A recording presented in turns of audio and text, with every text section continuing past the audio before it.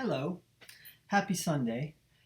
So this is not what I planned on talking about today. And as a precursor, this is probably super obvious, but I really don't think a lot about what I'm going to say before I hit the start record button. I just kind of start rambling. So this is not something that I prep, which again, like I said, is probably pretty obvious. So um, joy can often be obvious, right?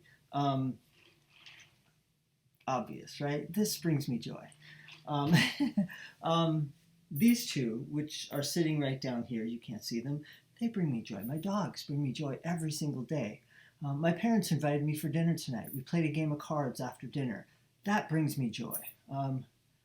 I think it's important to point those things out and recognize those things, but they're pretty obvious, right? So I'm listening to the TED News Hour, TED Radio Hour on NPR earlier today, and there was this story about a composer named John Cage, who I think he died around 1992 or something like that. But in 1952, he composed this piece called 4:33, or 4 minutes 33 seconds. I'd never heard of this. But the entire score of the musical piece was rests. So if you know anything about music, you have notes, and then there are spaces where you put a rest, where you stop playing the notes. So there's basically silence. So in effect, this composition that he created in 1952 was 4 minutes and 33 seconds of all rest. The artist on the stage, the pianist sitting on the stage, literally played nothing. And I thought, what's the point of that? That's so bizarre. That's so weird. But listening to the story was really quite amazing, because what the composer wanted people to do was stop and pay attention to what was happening in that moment. And his whole idea was, what a perfect space to do that. Because you're in a concert hall.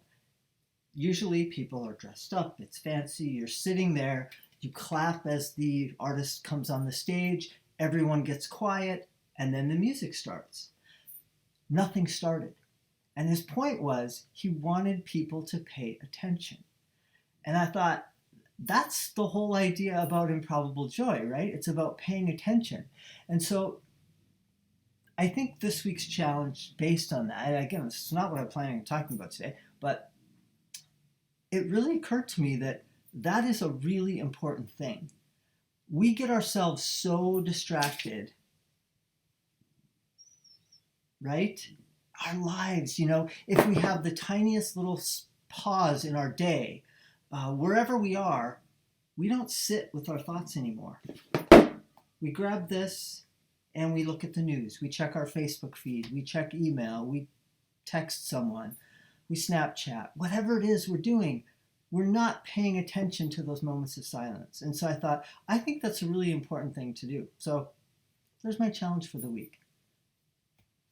Put this down just for a little bit. Don't grab it so quickly. In those moments of silence that you have come into your space this coming week, pay attention to what's happening there. Because again, as I've always said about joy, things happen. There might be something really incredible happening in that silence. So spend some time with yourself in the quiet moments and see what you find. Have a great week.